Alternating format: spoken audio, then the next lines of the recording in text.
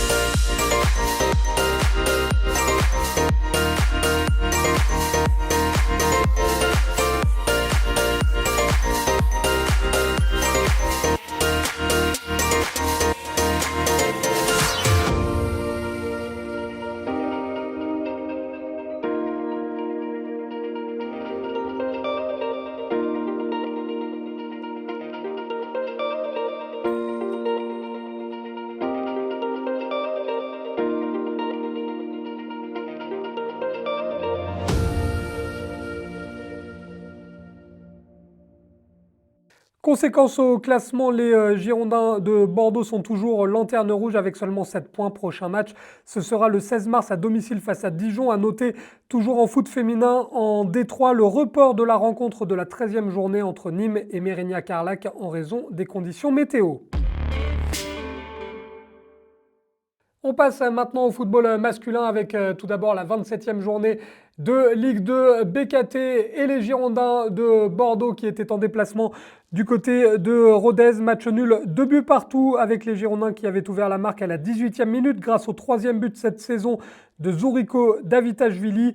Rodez qui a égalisé et même mené 2 buts à 1, mais finalement Bordeaux au mental a égalisé à la 94e minute grâce à ce but magnifique signé Ignatenko. Un but logiquement dédié à Albert Ellis qui a donné un supplément d'âme à ses coéquipiers à l'image de Jérémy Livolan que l'on écoute en conférence de presse d'après-match au micro de Girondin TV. Ce point va faire du bien, il va pouvoir le bonifier maintenant à domicile contre QRM. Et quand on voit l'état d'esprit du groupe aujourd'hui, on voit qu'on a fait ça aussi pour Ellis. Voilà, on a une grosse pensée pour lui ce soir, on aurait aimé gagner et prendre les 3 points pour lui. Mais voilà, on a ramené un point d'ici pour lui, vraiment que pour lui. Et voilà, j'espère qu'il est content de nous et qu'on l'a rendu fier. De son côté, le Pau Football Club s'incline à domicile au Noustecamp dans un match complètement fou face au Stade Malherbe de Caen. Défaite 3-2 avec notamment un but du meilleur scoreur du championnat, Alexandre Mendy, 17 réalisations désormais pour lui. On écoute la réaction de l'entraîneur adjoint du Pau Football Club, Stéphane Lièvre, qui connaît bien d'ailleurs le Stade Malherbe de Caen. Lui, la légende du club normand, Stéphane Lièvre, au micro de nos confrères de France Bleu, Béarn Bigorre. Manque de technique, manque de changement de rythme aux abords de la surface, aux abords dans l'entrejeu, essayer de passer sur les côtés sans pour autant être prolifique. On a été amorphe sur cette première mi-temps. On a même entendu quelques sifflets, ça fait longtemps que c'est pas arrivé. Ça voulait bien dire qu'on n'était pas au niveau. Voilà, et ils ont bien sûr en profité. C'est notre adaptation. Il y a des moments où il faut que les joueurs puissent réussir à trouver les solutions d'eux-mêmes, surtout qu'il y a de l'expérience, et pas forcément à ce qu'on leur dicte tout. Mais encore une fois, il y a eu tellement d'approximations, tellement de mauvais contrôles. Est-ce que c'est dû au temps? Est-ce que c'est dû des deux côtés c'était pareil? Donc je pense que c'est simplement beaucoup de déchets techniques qu'ils ont mis à mal en première mi-temps. Les conséquences de cette 27e journée de Ligue 2 BKT au classement, vous le voyez. En tête, la JOCR avec désormais 6 points d'avance sur son dauphin, le SCO Angers. Caen est 5e concernant les clubs de Nouvelle-Aquitaine. Bordeaux glisse à la 10e place avec 37 points. Les Girondins de Bordeaux sont 13e avec 36 points, soit 5 points d'avance sur le 17e. Dunkerque, la lanterne rouge, se nomme toujours Valenciennes avec 16 points. On passe maintenant au championnat national avec la 23e journée et la possibilité de continuer la série pour les Chamois niortais qui jouaient face à Marignane-Gignac, une rencontre qui avait lieu au stade René Gaillard et qui vous est résumée par Théo Rodriguez.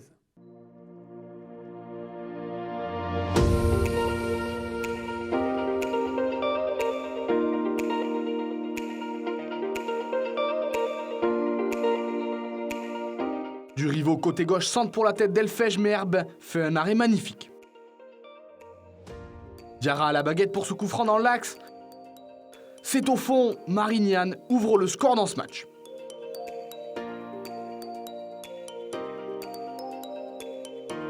Nouveau centre de Durivo repris par El Kadouri cette fois, mais quel arrêt encore du portier marignanais. Dormet lancé en profondeur, il décale Elfège devant la cage vide. Il n'a plus qu'à la pousser au fond. Niort égalise un partout.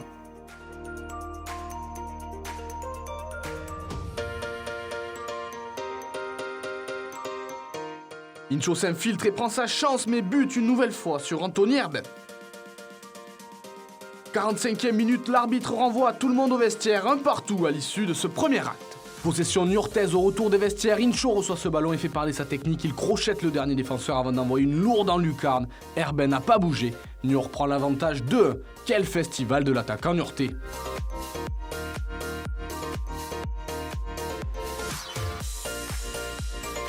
La réaction marignanaise ne se fait pas attendre. Diatta s'infiltre et prend sa chance du droit. Quelle frappe pour l'égalisation du score à 30 mètres des cages adverses. Marignane recolle à 2 partout. Centre-tir de Durivo, mais bien anticipé par Herbin, qui s'envole pour sortir ce ballon. Anaba côté gauche centre devant le but, mais c'est bien défendu par Kenabio. Daliamar dans la surface se fait accrocher le pied. L'arbitre désigne le point de pénalty. Les petits pas d'Elfège avant de frapper, contre-pied parfait, sont doublés dans ce match. Niort reprend l'avantage, 3-2.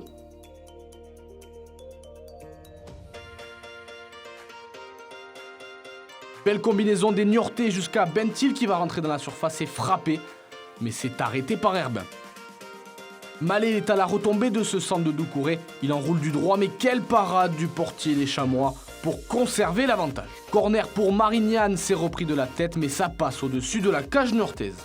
Le score en restera là, l'arbitre met fin à cette rencontre. Les Chamois niortais s'imposent 3-2 dans leur jardin au stade René Gaillard face à Marignane au terme d'un match très animé.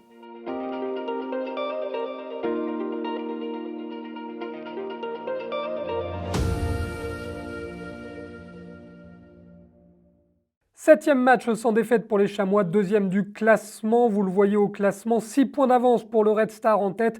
Les Chamois deuxième, Martigues troisième. En bas de tableau, on retrouve Épinal ou encore Cholet. Prochain match lundi sur la pelouse de Dijon pour le club des Chamois niortais.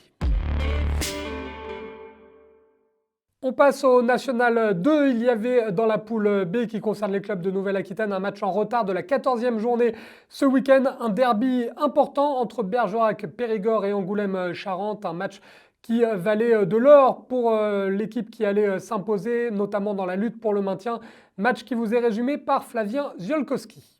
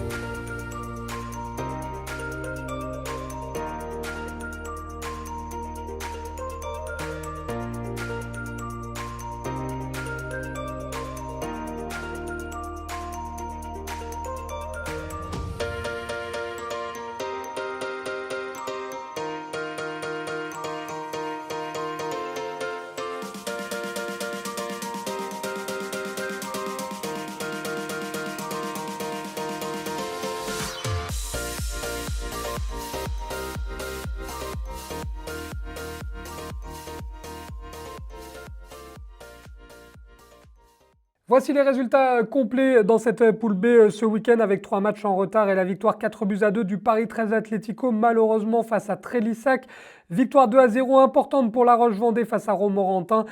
Et puis ce match nul, vous l'avez vu, 0-0 dans le derby de Nouvelle-Aquitaine. Au classement, La Roche-Vendée en profite pour reprendre la tête avec un meilleur goal average que le FC Libourne qui est deuxième. Vendée les Herbiers et troisième. Concernant les autres clubs de Nouvelle-Aquitaine, Angoulême-Charentes est 9e avec 23 points, 10e Bergerac-Périgord 22 points, 11e Trélissac 18 points, la réserve du SCO Angers, toujours lanterne rouge de cette poule B de National 2. On file en National 3 avec la poule B, match en retard de la 7e journée dans cette poule entre deux clubs de Nouvelle-Aquitaine, la réserve des Girondins de Bordeaux et le club de l'Aviron Bayonnais FC, match qui vous est résumé par Théo Rodriguez. Match en retard de la 7e journée de National 3. La réserve des Girondins de Bordeaux recevait l'Aviron Bayonnais au stade de la Lande de Comblanne-et-Ménac. Avant le début de la rencontre, les Bayonnais occupaient la 6e place de cette poule B, tandis que les Girondins, eux, se positionnaient 12e. Le match démarre fort pour les Bayonnais sur cette perte de balle d'Atala. Manga Dabi récupère le ballon et se fait faucher dans la surface, mais l'arbitre laisse jouer. Ça profite à Chergui qui décale Luc Bert côté droit. Il s'infiltre et prend sa chance du droit. Le portier bordelais est battu. Le ballon trouve le chemin des filets. L'Aviron Bayonnais ouvre le score à la 6e minute de ce match. Coup franc pour les Bayonnais quelques minutes plus tard, Chergui à la baguette du pied gauche qui centre fort devant le but, mais personne n'est à la retombée de ce ballon qui fuit le cadre. Thomas gagne son duel sur un premier défenseur et retrouve Chergui dans l'axe. Il pique son ballon pour Luc Bert qui prend sa chance de voler, mais sa frappe s'envole au-dessus de la transversale. Possession girondine désormais, Griot lance Piringuel dans le dos de la défense bayonnaise. Il centre au second poteau pour Mpata Lama qui reprend ce centre, mais sa frappe est trop enlevée et s'envole au-dessus des cages bayonnaises.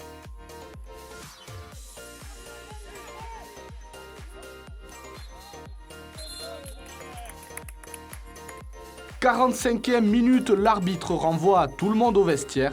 À la pause, les Bayonnais mènent 1-0 au stade de la Lande face à la réserve des Girondins de Bordeaux. Les Girondins reviennent des vestiaires avec de nouvelles intentions. Sur cette touche, les Bordelais combinent bien jusqu'à retrouver Manihim dans l'axe. Il s'avance et prend sa chance du gauche, mais Unou avait bien anticipé la trajectoire et se couche facilement sur ce ballon. Ils poussent les Bordelais pour recoller au score et vont se montrer entreprenants à l'image de cette nouvelle tentative de Piringuel cette fois-ci. Mais Unou encore une fois capte cette frappe sans trop de difficultés. Coup franc côté gauche pour les Girondins de Bordeaux à l'entrée de la surface. C'est frappé fort et repoussé par Unou, mais le ballon vit toujours. Ça profite à Angali qui peut reprendre ce ballon et tromper la vigilance du portier bayonnais.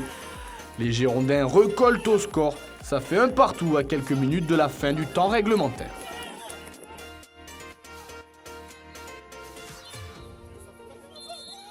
Coup de sifflet final, le score en restera là. Les deux équipes se neutralisent sur le score de 1 partout au stade de la Lande de Camblan et Ménac. Ce score n'aura donc aucune conséquence au classement. Les Bayonnais restent 6e et les Girondins 12e, toujours en quête de points pour la course au maintien. Et on remercie Kevin Kofi, analyste vidéo de l'Aviron Bayonnais, pour les images. Nul également dans l'autre match en retard entre l'US Castanet et Canet-Roussillon. Conséquence au classement, l'US Castanet est en tête avec 1 point d'avance désormais sur les Jeunets d'Anglet qui sont deuxième avec 33 points. La réserve du Pau FC est 5e avec 24 points devant l'Aviron Bayonnais, 23 points. Le Stade Bordelais est 7e avec 22 points, tout comme l'US Lèche-Cap-Ferré qui est 8e. Et puis en bas de tableau, on retrouve la réserve des Girondins, 12e avec 15 points, et Saint-Paul Sport, 13e avec 13 points. Dans la poule C, victoire de l'US Chauvigny en match en retard face à Vierzon. Le match a encore été reporté entre le FC Chambray et Vineuil. Conséquence au classement, Montlouis premier devant le Stade Poitvin et le Tour FC. Le SO Châtellerault est 6e avec 25 points, Panazol 7e, 24 points. Et puis on retrouve le FC Chambray, Lanterne Rouge, avec 8 points. Le Stade Poitvin qui réussit une superbe saison, deuxième donc de cette poule de National 3. Et puis également des résultats exceptionnels chez les jeunes, avec toutes les équipes de jeunes qui sont en tête de leur championnat ou presque, le tout grâce au travail d'un homme qui s'est installé à la présidence, Philippe Nabé, un homme que l'on retrouve en interview au micro de Flavien Ziolkowski. Nous sommes avec Philippe Nabé, président du Stade Poitvin, club de National 3. Bonsoir président. Bonsoir. Merci d'intervenir au micro de LFNA TV. Président, il reste encore 9 journées avant la fin de saison. Le Stade Poitvin a fait très bonne figure cette année. Dans quel état d'esprit vous êtes avant ce sprint final? Car on le rappelle, le Stade Poitvin est deuxième de sa poule en National 3. Oui, effectivement, on fait une saison qui est plutôt satisfaisante dans l'ensemble. Après la course, le chemin est encore long, donc on va pas mettre la charrue avant les bœufs. On joue les matchs les uns après les autres. Mais effectivement, il y a une ambiance positive qui ressort de ce groupe. Et effectivement, oui, c'est positif. On est plutôt confiant pour la suite des événements. Après, le Graal en fin de saison, ça reste la cerise sur le gâteau parce que ça se joue à tellement peu de choses. Mais dans l'ensemble, on est satisfait de ce qui se passe depuis le début de la saison. Les matchs les uns après les autres, vous l'avez dit, déplacement à Tours le week-end prochain, troisième de la poule. Là aussi, on a une poule quand même très relevée, très chargée, et que le Stade Poitvin soit deuxième de la poule cette année, ça doit être encourageant, président. Oui, bien sûr. On a une très belle poule. On a changé, changé de poule cette saison. On retrouve des clubs qui ont aussi beaucoup d'ambition, avec un niveau qui est assez homogène. Donc forcément, hein, il y a un beau niveau de compétitivité. On voit des beaux matchs les week-ends. Oui, c'est positif et agréable à vivre au quotidien. Depuis quelques temps, le Stade Poitvin n'a jamais déçu. C'est l'un des clubs phares du département, voire même de la région. Là, vous êtes qu'à 6 points du leader Montlouis. Comment vous l'expliquez? C'est grâce à son histoire, au travail des dirigeants, des éducateurs, des bénévoles? Ouais, la réussite d'un club, c'est un tout, hein. C'est un tout. Moi, je suis arrivé il y a 5 ans maintenant. Et puis on a essayé de mettre ce projet en place. Donc ça prend du temps. Il faut trouver les hommes, trouver le bon schéma de travail. Et puis voilà, on a les fruits aussi du travail avec le temps. Donc je pense que c'est ce qui commence à apparaître en avançant petit à petit. Ouais. Quels sont les objectifs, président Philippe Nabé, président du Stade Poitvin, à court et moyen terme? Les objectifs du club, c'est de continuer déjà la structuration comme on a commencé à mon arrivée. Stabiliser le club à tous les niveaux, que ce soit au niveau sportif, financier, humain. Et puis développer toutes les composantes du club. Parce que là, on a évoqué l'équipe première, mais il y a aussi d'autres pôles qui sont très importants et j'ai même envie de dire vitaux pour un club de notre dimension. Donc c'est toujours d'avancer dans le bon sens avec des personnes qui comprennent l'intitulé du projet et ça serait déjà une belle réussite. Vous parliez des autres sections et notamment celle de la formation. La formation aujourd'hui joue un rôle très important pour pérenniser un club de football amateur. Vous voulez vous appuyer sur cette chose-là pour justement grandir durant votre présidence? Ah bien sûr, c'est vital de toute façon. Par exemple, le pôle formation sur lequel il y a un investissement conséquent au niveau humain. On a eu la chance d'avoir des éducateurs de grande expérience qui nous ont aidés à faire avancer aussi cette partie-là. On a des garçons, des éducateurs locaux qui grandissent aussi au quotidien et voilà, c'est super. On essaie de mettre des choses en place. On travaille beaucoup avec la collectivité pour améliorer l'infrastructure et permettre aux jeunes d'être dans des meilleures conditions de travail au quotidien. Donc ça porte ses fruits parce qu'on a des garçons qui signent, qui rejoignent les clubs professionnels tous les ans donc c'est une belle réussite pour nous. Au-delà des clubs professionnels, on a des jeunes issus de la formation qui jouent en équipe première chez nous. Donc ça aussi, c'est une belle réussite de voir des garçons formés chez nous et puis défendre nos couleurs avec l'équipe Fagnon. C'est c'est le sens d'un projet avec un club de notre dimension. Ouais. Je suppose que vous en êtes fier, président, de voir les jeunes pousses du club que vous avez vu grandir partir jouer, pourquoi pas, pour un football professionnel. Complètement, c'est une grande fierté hein, de voir que le travail de nos éducateurs, de nos bénévoles, parce que un gamin qui est formé au club, c'est un accompagnement humain et c'est toutes ces personnes-là qui sont récompensées aussi. De voir des jeunes évoluer sous d'autres cieux, de voir des gamins passer à la télé, c'est une récompense pour toutes les personnes qui se donnent au quotidien au club et aussi pour les principaux intéressés qui sont les joueurs. Et on essaie de les accompagner en tout cas au mieux pour pouvoir essayer d'atteindre leurs objectifs personnels. Lors de la saison 2021-2022, président, le Stade Poitvin avait lancé sa section de sport adapté pour favoriser l'intégration des personnes déficientes intellectuelles, troubles psychiques. Où en êtes-vous là aujourd'hui, président? Ouais, alors c'est une section pareil qui nous tient vraiment à cœur. C'est pas évident en termes de dynamique. On aimerait que ça aille plus vite. Effectivement, trouver, stabiliser les bonnes personnes à la tête de ce pôle-là, c'est pas une tâche évidente, mais en tout cas, on avance et c'est très très important pour nous de pouvoir donner la chance à tout le monde, de pouvoir pratiquer ce sport. Donc voilà, il y a le sport adapté, il y a les féminines, voilà, c'est une grande famille, le Stade Poitvin.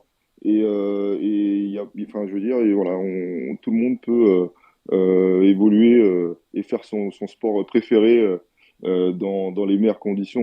Du moins, on essaye de les mettre dans les meilleures conditions. Et le sport adapté, c'est un sujet hyper important pour nous et que des garçons puissent se développer et puissent aussi avancer avec leur handicap grâce à ces structures-là. C'est le rôle que doit avoir un club, en tout cas comme le nôtre. Et j'invite aussi les présidents d'autres clubs à développer ce pôle-là et le sport adapté parce que c'est vraiment un besoin pour notre société. Et pour moi, c'est très, très important. Du football donc à tous les niveaux et pour tous. Et ça, c'est important donc ce que propose le Stade Poitvin. Du côté des filles, président, vous voulez mettre également en avant cette section pour se rapprocher, pourquoi pas. On sait que dans le département, les féminines, par exemple, de Poitiers, Trois-Cités, ont des sections de niveau peut-être supérieur. Et le Stade Poitvin, vous voulez mettre en marche aussi cette section féminine pour progresser justement à atteindre le meilleur niveau? Oui, complètement. On a aussi lancé cette section féminine il y a quelques années, donc c'est relativement récent. Le football féminin se développe, hein, on le voit à l'échelle nationale et internationale. Donc nous, petit club amateur, on se doit de suivre la mouvance. Et puis c'est un plaisir pour nous aussi hein, de voir toutes ces jeunes filles évoluer avec ambition et structure et défendre nos couleurs. Donc oui, on a une référence là, dans le département avec les trois cités. Eh ben, ça nous sert d'exemple. Ça nous sert d'exemple. Et puis on essaie aussi de s'inspirer un peu de ce qui a été fait chez eux pour pouvoir avancer, évoluer de la meilleure des façons, quoi. Bon, et en tout cas, on suivra les résultats des féminines du Stade Poitvin donc tout au long de cette fin de saison sur LFNA TV. Merci à vous, président Philippe Nabé, d'être intervenu au micro de LFNA TV. On le rappelle, le Stade Poitvin qui joue Tours ce week-end et on suivra les résultats notamment de cette poule de National 3. On verra si le Stade Poitvin arrivera à conforter sa place, sa seconde place et pourquoi pas titiller le leader Montlouis. Merci beaucoup, Philippe Nabé. Merci beaucoup, une très bonne soirée. Merci. Dans la poule D, toujours en National 3, la victoire 1-0 importante dans le derby en faveur du FC Choré sur le terrain de la réserve des Chamois Niortais. Il y avait des matchs également samedi avec une rencontre encore reportée. Et puis le nul de but partout entre Vendée Poiré Foot et l'USSA Vertou, ainsi que la victoire 4-0 de la Châtaigneraie face à Saint-Nazaire. Au classement, les deux clubs de Nouvelle-Aquitaine sont à la 9e et la 11e place. 9e place pour Choré, 20 points. 11e place pour la réserve des Chamois Niortais, 18 points. Choré qui réalise un pas important vers le maintien, même si rien n'est définitif. Pour parler de la saison du club de Sévrien, nous sommes avec le président du FC Choré, David Rullier. Bonsoir David. Bonsoir Benjamin. David, juste avant de parler notamment de l'équipe Fagnon qui a décroché une victoire importante ce week-end, un petit point météo. On sait que le district des Deux-Sèvres a été très pénalisé ces derniers temps avec beaucoup de pluie sur l'ensemble du département des Deux-Sèvres. Forcément, même si vous avez, on le sait, on est venu déjà vous rendre visite, vous avez de superbes installations, mais quand même, vous avez forcément été impacté par tout ça. Oui, tout à fait, oui. Nous, on a le terrain honneur, ok, qui sert pas forcément souvent, une fois le week-end, surtout pour la N3. Mais bon, après, c'est vrai que nos terrains annexes commencent vraiment à souffrir. C'est vrai que le district était vraiment obligé d'arrêter tout le week-end pour le district. Après, c'est vrai que nous, National 3, on peut jouer un peu plus souvent parce que beaucoup plus d'équipes ont des synthétiques. Malheureusement, nous, on n'en a pas encore. C'est encore à l'étude, mais bon, voilà, c'est vrai que les clubs ont besoin de jouer, les équipes ont besoin de jouer. Notre R2 pensait jouer samedi soir, mais malheureusement, donc elle n'a pas pu non plus. Bon, en tant que président, le téléphone n'a pas trop chauffé, du coup, on délègue un petit peu. Comment on s'en sort? Ouais, faut déléguer pour ça, c'est sûr. En ce moment en plus. Bon, en tout cas, David, la bonne nouvelle, c'est ce match en retard de la 17e journée. C'était un match important pour vous en National 3. C'était le derby face aux Chamois Niortais sur la pelouse des Chamois. Victoire courte mais précieuse. Vous auriez signé, on suppose, pour un petit 1-0 avant le match. Oui, totalement, surtout vu la conjoncture un peu sportive que l'on a nous en ce moment. Si on m'avait dit que j'allais gagner 1-0 là-bas, j'aurais signé tout de suite. Bon, après, voilà. C'est vrai que c'est un match qu'on aurait pu jouer le week-end dernier, en fin de compte, sur le synthétique. Bon, après, il y avait des problèmes d'homologation de terrain synthétique apparemment, mais bon, après, voilà, ça s'est réglé. Bon, c'est vrai qu'après, c'est toujours une équipe réserve d'un club pro, donc on aime bien les prendre suivant où ils vont jouer aussi l'équipe première. Donc là, on savait que ça jouait la veille. Bon, c'est pas grave, c'est le club voisin et on travaille toujours en bonne intelligence. Mais bon, c'est vrai que nous, on avait vraiment besoin de cette victoire-là pour stopper, enrayer ces périodes de défaite, pour reprendre un peu de points, parce que derrière, ça revient vite. Donc voilà, essayer d'engendrer le plus de points possible maintenant et valoriser ce début de saison qu'on a fait depuis jusque-là. Et valider le mot habituel, le fameux déclic psychologique dont on parle toujours avec l'arrivée d'un nouveau coach, début d'aventure réussi. On a vu nos confrères de la presse écrite notamment qui ont parlé d'un Fabrice Fontaine, le point rageur et le point levé à l'issue de la rencontre. C'est bien pour lui aussi et pour vos joueurs. Oui, c'est sûr, parce que le contexte de la semaine était assez particulier depuis lundi soir. Donc c'est vrai que c'était un peu tendu de partout. Pour lui, c'était pas évident, pour nous non plus. En plus, le match des Chamois s'est joué avec tous les clubs aux alentours qui ne jouaient pas, dont son ancien club. Donc c'est vrai qu'on s'attendait à un peu de petits problèmes aux alentours, ce qui ne s'est pas passé, parce que je pense que les clubs sont pas assez peut-être pour aller si loin. Mais non, mais pour Fabrice, c'est très bien. C'est vrai que bon, c'est un déclic, parce que voilà, c'est une autre façon de travailler, c'est une autre façon de faire, sans cacher que Jérémy Delaine a fait du très très bon travail depuis 1 an et demi. Après voilà, c'est des choses du sport.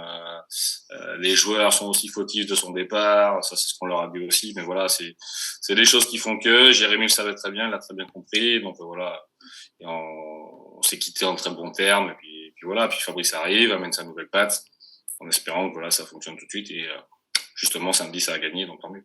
Toujours plus facile, évidemment, de changer une personne que 20 joueurs. On le répète toujours en tant que président. Malheureusement, c'est ça. Oui, c'est toujours l'électron libre, c'est le coach. Donc l'électrochoc se passe toujours par lui. Et c'est vrai que c'est toujours plus facile d'enlever une personne que de changer une équipe entière. Bon, après, nous, on savait que cet électrochoc, on en avait besoin parce que vu le début de saison qu'on a fait, la saison dernière, on connaît la qualité des joueurs. Donc là, je pense qu'on paye la saison passée, les efforts fournis. Et là, on a besoin de reprendre un souffle. Les garçons ont perdu un peu de motivation. Non, pas de la motivation, mais un peu de force morale. Ils sont un peu dans le trou parce que bah oui, c'est vrai que perdre, on n'a pas perdu l'année dernière, donc voilà, faut digérer cette défaite. Donc voilà, mais non, mais c'est bien, c'est contre le voisin, un concurrent direct en plus, donc bah c'est parfait. Et on imagine que ça va bien coller parce que nous, on connaît bien à La Rochelle, évidemment, Fabrice Fontaine, gros travailleur, grosse personnalité aussi. Et puis, je ne sais pas, mais quand on vous imagine travailler ensemble, on se dit qu'il y a des points communs, David, au niveau de la franchise, au niveau du caractère, au niveau de la volonté aussi de gagner, l'ambition. Ça risque aussi de vous apporter ça, d'avoir nommé Fabrice Fontaine. Ah oui, tout à fait. Oui, c'est quelqu'un qui se cache pas de toute façon. Donc il dit ce qu'il pense, il fait ce qu'il dit. Après, c'est vrai qu'il se cache pas. On le voit sur les entraînements ou même sur le côté du terrain. C'est quelqu'un qui parle beaucoup, bon, qui agace beaucoup les délégués, ça on le sait. Mais voilà, c'est quelqu'un qui est vrai, qui est entier. Et c'est l'opposé, on va dire, de Jérémy, ça c'est sûr. Mais avec Jérémy, ça a fonctionné pendant un an et demi. On espère qu'avec Fabrice Fontaine, ça durera le plus longtemps possible, c'est pareil. Mais on avait besoin de cet électrochoc et d'une autre façon de faire. Et au classement, ça donne une bonne bouffée d'oxygène, même si rien n'est fini, parce que le championnat est tellement compliqué en N3, mais vous êtes 9e, et puis 9e. ces 3 points-là, ils font vraiment du bien, hein, David, quand on regarde le classement. Ben, surtout qu'ils font du bien, mais c'est surtout le match de Sable-d'Olonne qui nous a fait beaucoup de mal. Parce que Sable-d'Olonne, qui avait quasiment pas de victoire, enfin une ou deux, et on leur permet, nous, de se relancer. Saint-Nazaire, qui était dans le trou, se relance. À domicile, on reçoit la Châtaigneraie, on les relance aussi. Donc voilà, et on s'aperçoit que la Châtaigneraie a mis 4-0 à Saint-Nazaire ce week-end, donc eux, ils sont motivés comme jamais. Donc voilà, maintenant, ça va être tendu.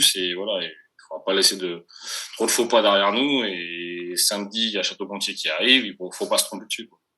C'est la lanterne rouge, on le rappelle. Alors c'est toujours délicat, parce que dans ce championnat, tout le monde est capable de surprendre tout le monde, mais faut bonifier la victoire contre les Chamois face à la lanterne rouge. Ben, c'est le maître mot de Fabrice samedi, voilà, ça rien n'est fait, il faut justement valoriser cette victoire aux Chamois, justement contre Château-Gontier à domicile, et en sachant que les Chamois, eux, vont à Saint-Nazaire, donc terrain pas facile. Donc voilà, c'est une équipe très technique au niveau des Chamois, donc je veux pas leur espérer la défaite, mais voilà, nous il faut qu'on reprenne des points à domicile, il faut qu'on reçoive être dominateur chez nous. Et puis voilà, parce qu'on sait qu'on a des grosses rencontres qui vont arriver dans pas longtemps. Mais oui, tout le monde peut battre tout le monde dans cette poule, c'est ça qui est un peu compliqué. Un petit mot quand même avant de vous laisser, David, sur les autres équipes du FC Choré. On l'a dit, il y a eu le report pour l'équipe 2. Il y a aussi une grosse perf, mine de rien. Alors peut-être vous allez contredire mes propos, mais une belle perf, mine de rien, des U18 pour l'instant en R1 qui sont 4e du championnat, avec un championnat là aussi compliqué. Ça donne quoi au niveau de l'ensemble des autres équipes? Ouais, ça se passe plutôt pas mal, justement. Même au niveau des districts, des seniors, c'est dans le haut de tableau. Bon, malheureusement, il n'y a plus trop rien à jouer parce qu'avec les coupes, voilà, en district, on est éliminé. Mais c'est vrai que les 18, c'est pas la génération la plus facile parce que c'est vrai que souvent de fois, nous, notre ambition, c'est pas de monter dans les 19 nationaux. Donc, on s'arrête là. La Coupe de France est terminée au niveau de la Gambardella. Après, c'est la période d'intégration des jeunes dans les niveaux seniors pour l'année d'après. Donc, des fois, on perturbe un peu ce championnat-là. Mais non, il y a un très bon groupe, il y a de très bons jeunes. En R2, on commence déjà à en installer certains. Au niveau D2, c'est pareil, pour qu'ils connaissent un peu ce niveau un peu plus âpre de seniors. Mais non, cette année, c'est vraiment, il y a une belle génération. Un petit peu moins en U16, où ça marche un peu moins bien, mais voilà, on peut pas être parfait partout, quoi. Bon, en tout cas, c'est plutôt une saison prometteuse et on espère qu'elle sera validée avec le maintien le plus rapidement possible pour que David n'ait pas trop de cheveux blancs cet été. En tout cas, merci beaucoup David d'avoir pris un peu de temps et on vous souhaite évidemment de gagner face à la Lanterne Rouge. Le prochain match, ça sera face à Château-Gontier, ce sera samedi logiquement. Merci beaucoup David. Pas de souci, merci beaucoup Benjamin. On s'intéresse maintenant au Régional 1 avec les résultats dans la poule A. Tout d'abord, on jouait la 15e journée. Nul un but partout entre l'ES Guérétoise et Thouars Foot 79. La victoire 3-1 du CA Neuville face à la réserve du Stade Poitvin. La victoire 3-1 également pour l'ES Busserolles face à Rochefort. Le 3 matchs reportés, Bressuire-La Rochelle, Chauvigny contre Saint-Jean-d'Angély et l'Étoile Maritime contre Nueil-Aubier. Au classement, l'ES Busserolles qui est en tête avec 27 points devant Nueil-Aubier, 26 points et Neuville qui compte 24 points en bas de tableau. La lanterne rouge se nomme toujours l'entente sportive La Rochelle. Dans la poule B, on jouait là aussi la 15e journée avec le match reporté entre Fétia et Brive. Victoire 1-0 de Mérignac-Carlac face à la réserve de Trélissac. Un but partout entre Saint-Médard-Angel et Boulazac, 1-0 pour Porte-Entre-deux-Mers face à Angoulême-Charente. Match reporté sur les autres pelouses. Au classement, le FCE Mérignac-Carlac compte 7 points d'avance sur le deuxième Porte-Entre-deux-Mers. En bas de tableau, on retrouve Senon et Nontron Saint-Pardoux. Dans la poule C, le match reporté entre le FC Bassin d'Arcachon et l'Iri-Bourouko Ainara. Dans le même temps, victoire 3-1 du FC Biganos sur le terrain de l'Escar. Du coup, avec le match reporté du bassin d'Arcachon, Biganos revient à 8 points au classement. 3e, les Croisés de Bayonne dans le bas de tableau. L'Iri-Bourouko Ainara avec 15 points. 11e, la Brède 8 points. 12e et Lanterne Rouge, le FC L'Escar avec 6 points. Il est grand temps de s'intéresser à la Coupe nationale de foot entreprise. Il y avait ce week-end les 8e de finale et très bonne nouvelle pour la Ligue de football de Nouvelle-Aquitaine et la région. 2 formations se sont qualifiées pour les quarts de finale, à commencer par le FC Bordeaux-Dils qui a battu les sapeurs-pompiers de Corse du Sud 1-0. La joie était immense dans le vestiaire pour les coéquipiers de Jaroslav Plazil ou encore Paul Bays. Regardez la joie grâce aux images de la page Facebook du FC Bordeaux-Dils.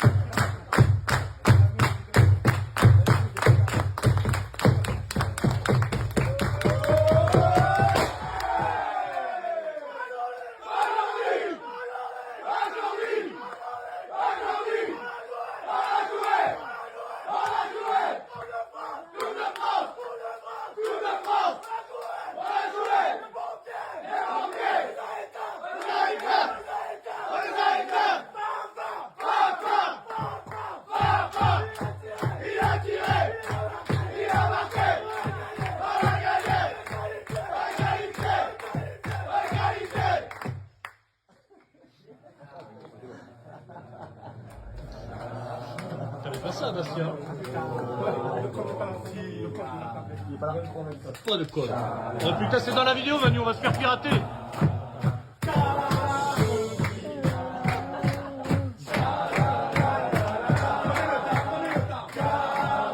Ils débarquent comme ça, eux.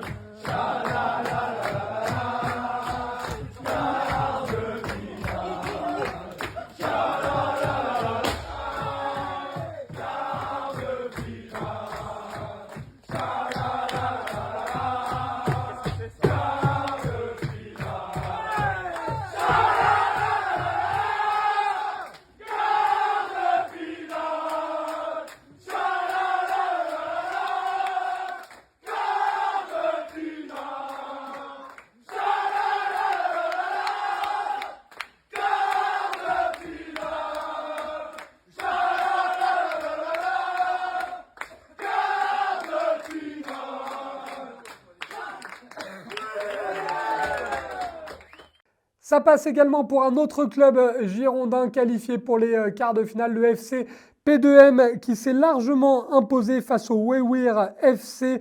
Victoire 4-0 pour le FC P2M avec un triplé de Nathanaël Maurice et un but d'Hugo Delay. Là aussi, dans les vestiaires, forcément, après la rencontre, c'était une joie immense. C'est encore grâce à la page Facebook officielle du FC P2M.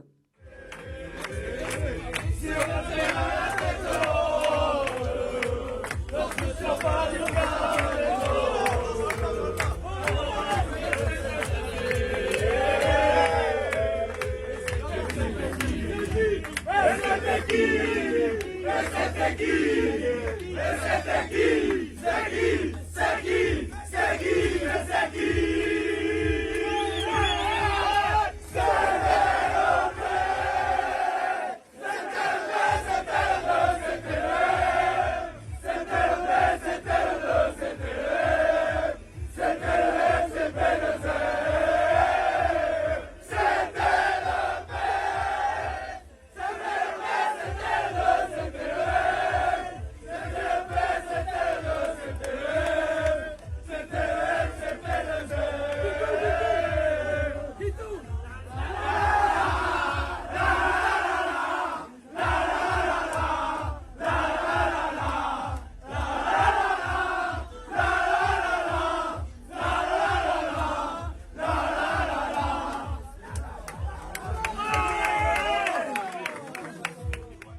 revanche, fin de l'aventure pour le club du CHR de Talence qui a été battu par les municipaux de Toulouse 2-1. On sera à fond évidemment derrière les deux formations néo-aquitaines qualifiées pour les quarts de finale. Encore bravo à elles.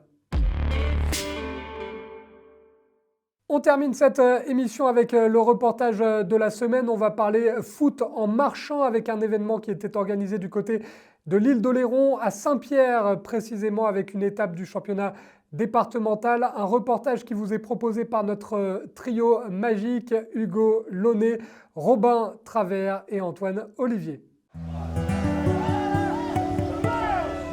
Ce dimanche 25 février à Oléron, c'était eux les plus courageux.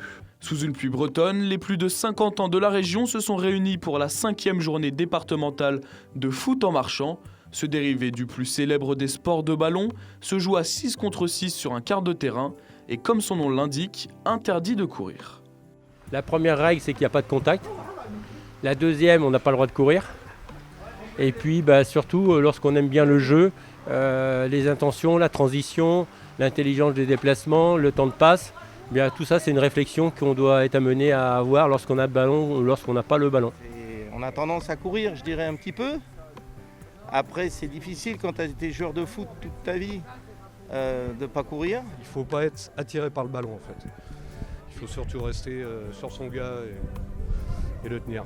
Parce que vu que c'est en marchant, si vous laissez partir votre gars, pour le rattraper, c'est mort. Après, normalement, il s'échappe pas très vite. Il s'échappe pas très vite, mais bon, personne n'a le droit de courir.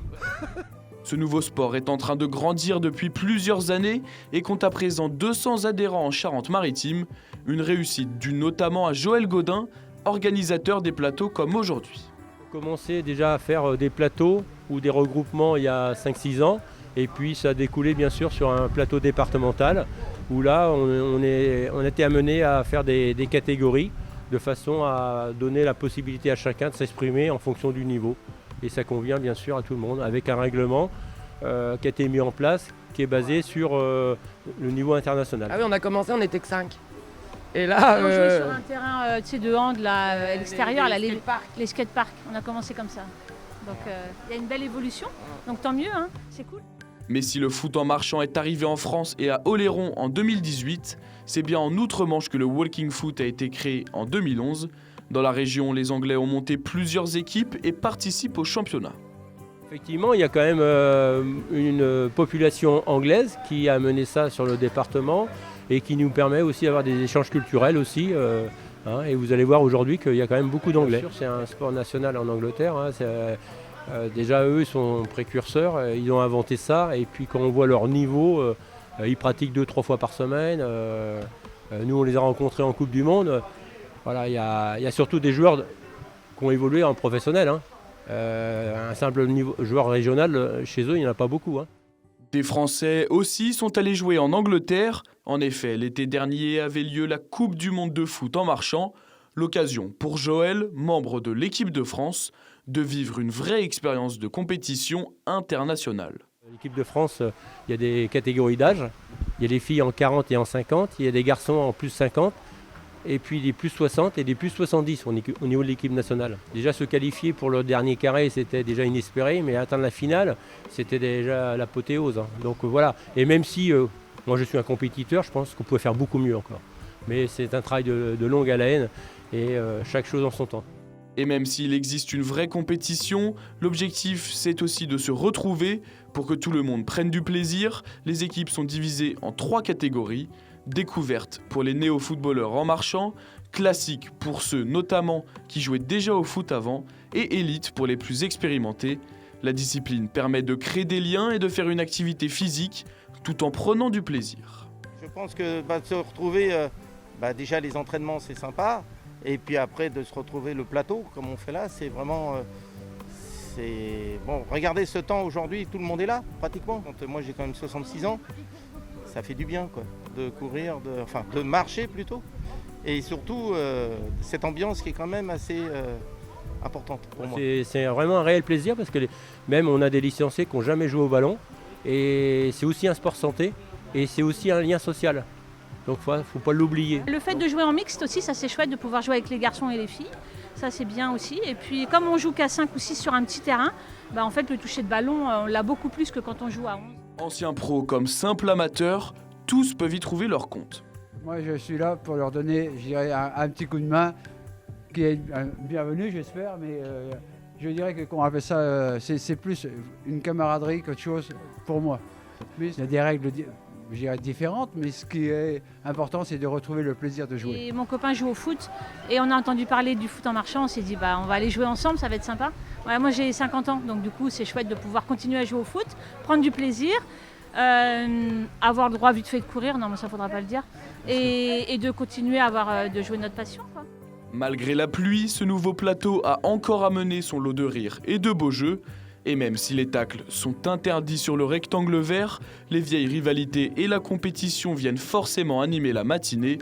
Amis arbitres anglais, bouchez-vous les oreilles.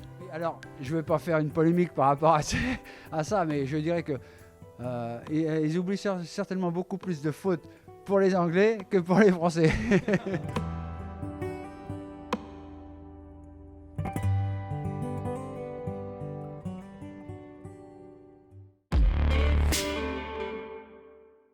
Cette émission numéro 132 d'LFNA TV est désormais terminée. Un grand merci à l'édition, à notre directeur des opérations Flavien Ziolkowski. Merci également à Théo Rodriguez, à Hugo Launay, Antoine Olivier et Robin Travers. Et surtout, merci à vous pour votre fidélité. Vous êtes chaque semaine de plus en plus nombreux à commenter et à partager cette émission. Continuez comme ça. On se retrouve lundi prochain pour le numéro 133. D'ici là, très bonne semaine à tous. Et n'oubliez pas le plus important, le football, qu'il soit professionnel ou amateur, ça reste un jeu.